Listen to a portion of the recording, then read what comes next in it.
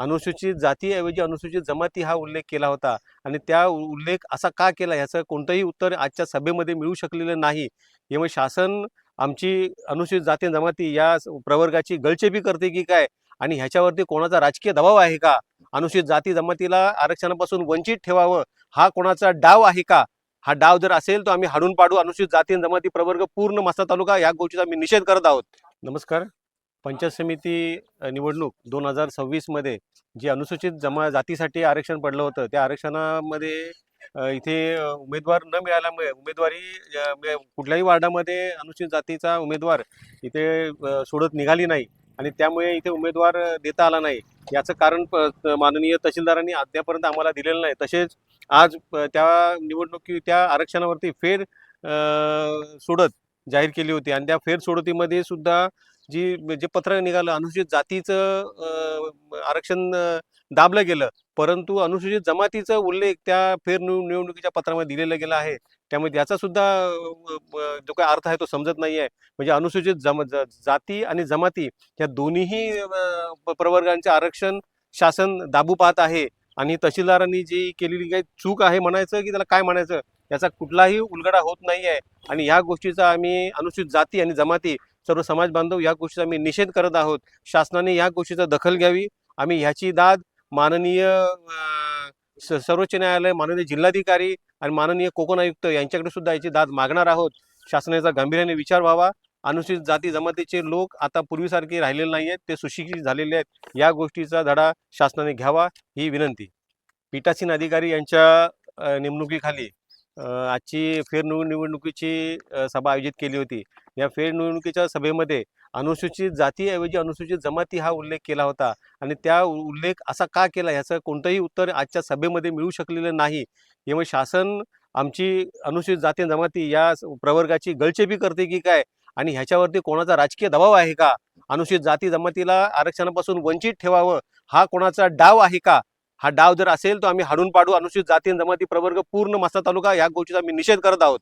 आरक्षण आमच्या हक्काचं नाही कोणाच्या बापाचं, आरक्षण आमच्या हक्काचं नाही कोणाच्या बापाचं. राजकीय दबावाचा धिक्कार असो, धिक्कार असो. राजकीय दबावाचा धिक्कार असो, धिक्कार असो. राजकीय दबावाचा धिक्कार असो, धिक्कार असो. बाबासाहेब आंबेडकरांचा विजय असो, बाबासाहेब आंबेडकरांचा विजय असो. तर मित्रांनो, हा व्हिडिओ तुम्ही आता पाहिलाच असेल. इथे कशा प्रकारे लोक हे विरोध करत आहेत, का करत आहेत, विरोध का करत आहेत मित्रांनो, तर त्याचाच मी आज तुम्हाला आता पत्र वाचून दाखवत आहे की असा कोणता पत्र होता, अशी या लोकांची काय फसवणूक इथे झालेली आहे, कशी फसवणूक करण्यात आलेली आहे, हेच आपण आता या पत्राद्वारे मी तुम्हाला वाचून दाखवत आहे. तर पत्र असा, बाजूला सुद्धा तुम्ही पाहू शकता, पत्र असा आहे. महाराष्ट्र शासन महसूल व वन विभाग, तहसीलदार तथा कार्यकारी दंडाधिकारी म्हसळा यांचे कार्यालय. मी डायरेक्ट मुद्द्यावर येत आहे मित्रांनो. विषय असा आहे, विषय पंचायत समिती सभापती आरक्षण निश्चित करण्याबाबत. संदर्भ माननीय जिल्हाधिकारी रायगड अलिबाग यांचेकडील पत्र क्रमांक B1 सभापती आरक्षण बरोबर 2026 दिनांक 13/3/2026.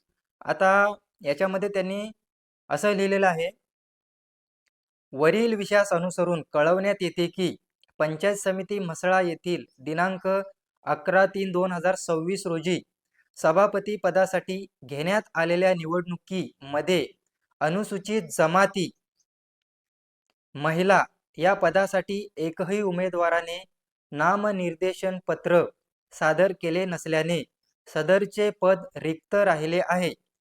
त्या अर्थी महाराष्ट्र जिल्हा परिषद अध्यक्ष, उपाध्यक्ष व विषय समित्यांचे सभापती आणि पंचायत समिती सभापती व उपसभापती पदाचे आरक्षण व निवडणूक नियम 1962 मधील नियम 2(क)(6) अन्वये सभापती पद अनुसूचित जमाती महिला राखीव आहे. त्या प्रवर्गातील सदस्य उपलब्ध नसल्यास त्या प्रवर्गातून सदस्यपद उपलब्ध नसल्यास महाराष्ट्र जिल्हा परिषद व पंचायत समिती कायदा 1991 च्या कलम 67 अन्वये ज्या प्रवर्गासाठी राखीव केले जाऊ शकते त्या प्रवर्गातून सोडत पद्धतीने निश्चित करण्यात यावे अशी तरतूद आहे. त्या अनुषंगाने पंचायत समिती म्हसळा येथील सभापती पदाचे आरक्षण सोडत पद्धतीने निश्चित करण्यासाठी जिल्हाधिकारी रायगड यांच्या वतीने उपविभागीय अधिकारी माणगाव यांना प्राधिकृत करण्यात आले आहे. त्या अर्थी आरक्षण निश्चित करण्यासाठी विशेष सभेचे आयोजन दिनांक 18/3/2026 रोजी सकाळी 11 वाजता पंचायत समिती म्हसळा येथे सभागृहामध्ये आयोजित करण्यात आले आहे. तरी सदर कार्यक्रमास आपण उपस्थित राहणे विनंती आहे. सचिन खाडे म्हसळा तहसीलदार यांची स्वाक्षरी सुद्धा तिथे दिलेली आहे. तर पहा मित्रांनो, असा हा सगळा विषय आहे आणि त्याच्यासाठीच इथे हा मोठा विरोध दर्शवला जात आहे. ऍक्च्युली आरक्षण हे सभापतींचं आरक्षण, पंचायत समितीचं सभापतींचं आरक्षण हे आदिवासी समाजासाठी एसटी कॅटेगरीसाठी नव्हतं, परंतु तो आरक्षण होता एससी कॅटेगरीसाठी. तर एससी कॅटेगरी मधील लोकांनी सुद्धा त्याच्यासाठी अर्ज भरले होते, परंतु इथे आता त्यांना सुद्धा चान्स दिलेला नाही आहे.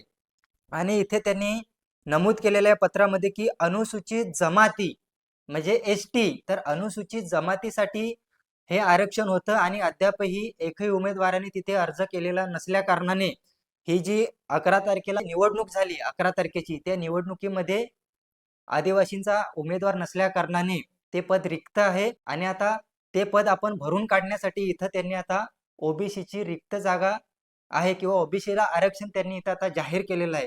मित्रांनो, अशा पद्धतीने फसवणूक होत आहेत, म्हणूनच हे मोठं आंदोलन किंवा एक सरकारला जाब विचारण्यासाठी हा जो आपण याच्या अगोदरचा व्हिडिओ पाहिला हा होता. तर राजकारणी लोक पहा मित्रांनो, जाती जमातींचा आधार घेऊन इथे फसवण्याचा प्रयत्न करत आहेत. आज त्यांना एससी कॅटेगरी मधील लोकांना या सभापती पदासाठी घ्यायचंच नाही आहे, म्हणून त्यांनी आदिवासी समाजाच्या नावाने हा पत्र तयार केला आणि त्या लोकांची फसवणूक केली. इथे एससी आणि एसटी साठीचाच प्रश्न नाही, तर ओव्हरऑल आपण बघायला गेलो तर सर्व समाजाचा हा प्रश्न आहे मित्रांनो. तर त्याच्यासाठी आपल्याला सर्वांना एकत्र यायचं आणि आपल्या हक्काचा इथे उल्लंघन होता कामा नये. आपले हक्क आपल्याला भेटलेच पाहिजे. त्याच्यासाठी आपण वेगवेगळ्या स्तरावर जाऊन कशा पद्धतीने आपले हक्क मिळवू शकतो याच्यासाठी आपण प्रयत्न केले पाहिजे. हा व्हिडिओ तुम्हाला कसा वाटला हे तुम्ही आम्हाला कमेंट करून नक्की कळवा. आणि जर का तुम्ही चॅनलवर नवीन असाल तर चॅनलला सबस्क्राईब करा, व्हिडिओला लाईक करा आणि व्हिडिओ शेअर करा. मित्रांनो, अशाच इंटरेस्टिंग आणि चांगल्या व्हिडिओ पाहण्यासाठी तुम्हीच या माझ्या चॅनलला नक्कीच फॉलो करा. भेटूया आपण पुढच्या व्हिडिओमध्ये. तोपर्यंत सगळ्यांना बाय बाय.